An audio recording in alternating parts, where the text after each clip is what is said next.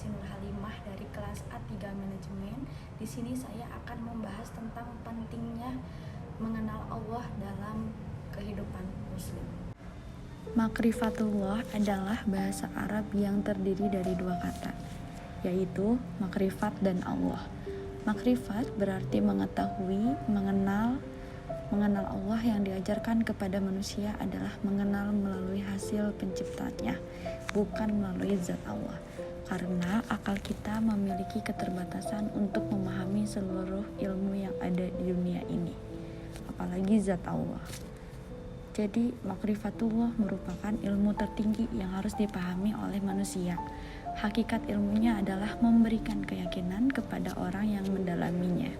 Memahami makrifatullah juga akan mengeluarkan manusia dari kegelapan, kebodohan, kepada cahaya yang terang, yaitu keimanan. Oleh karena itu, agar kita dapat mengenal Allah, maka kita harus mempunyai pembimbing rohani atau mursyid. Tentang ini, Abu Ali At-Safakil berkata, seandainya seseorang mempelajari jenis ilmu dan berguru kepada banyak ulama, maka dia tidak sampai ke tingkat para sufi, kecuali dengan melakukan latihan-latihan spiritual bersama seorang syekh yang memiliki akhlak luhur dan dapat memberinya nasihat-nasihat. Sesungguhnya Allah Subhanahu wa Ta'ala sangat dekat dengan diri manusia, bahkan lebih dekat dari urat lehernya. Tetapi kenapa terasa jauh dan sulit untuk mengenalnya? Karena di dalam diri manusia ada dinding yang tebal. Maka berikut adalah hal-hal yang menghalangi kita mengenai Allah, antara lain.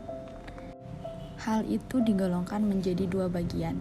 Yang pertama, yang termasuk dalam maradus syahwat atau penyakit hati dan perilaku tidak terpuji. Dan yang kedua, yang termasuk maradus syubhat atau keraguan dan penyimpangan akal.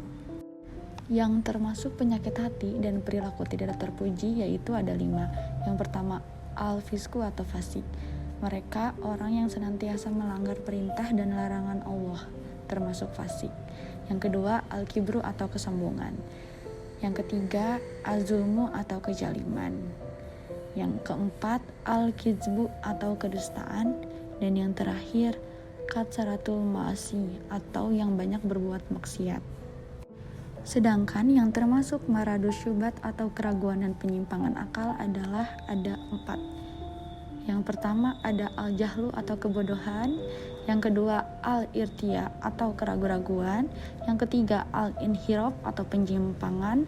Yang keempat adalah al-ghaflah atau kelalaian.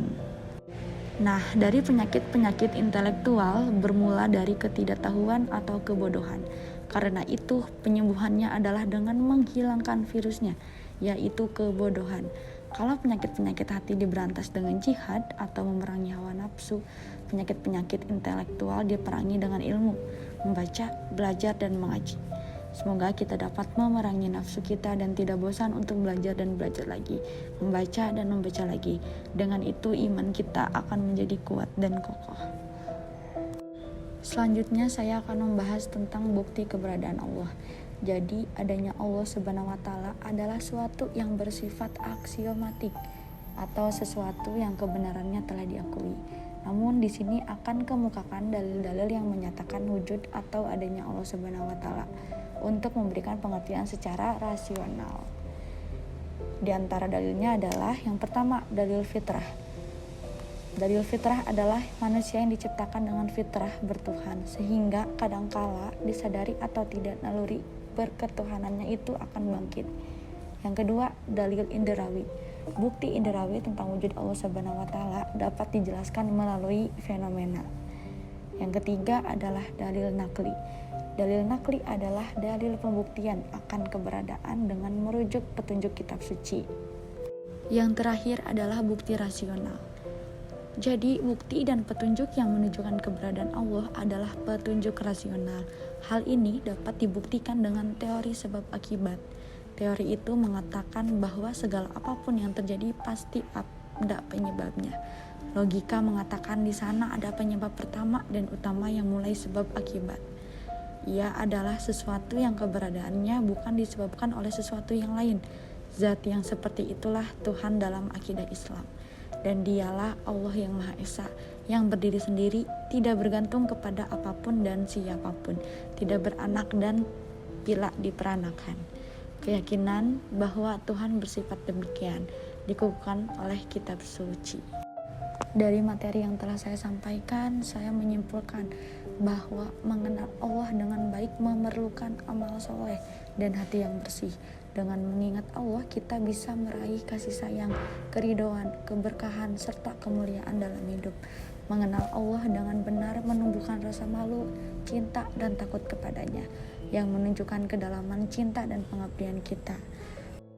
Saran dari saya untuk kalian semua, tingkatkan amal soleh, perbanyak zikir, doa, dan tindakan ketaatan untuk mendekatkan diri kepada Allah. Latih diri untuk merasakan malu karena dosa, cinta kepada Allah, dan takut akan siksanya. Bersihkan hati dari penyakit seperti iri dan dengki, dan konsisten dalam beribadah. Teruslah belajar tentang Allah dan ajaran Islam untuk memperdalam pemahaman dan kedekatan dengannya. Sekian dari saya. Wassalamualaikum warahmatullahi wabarakatuh.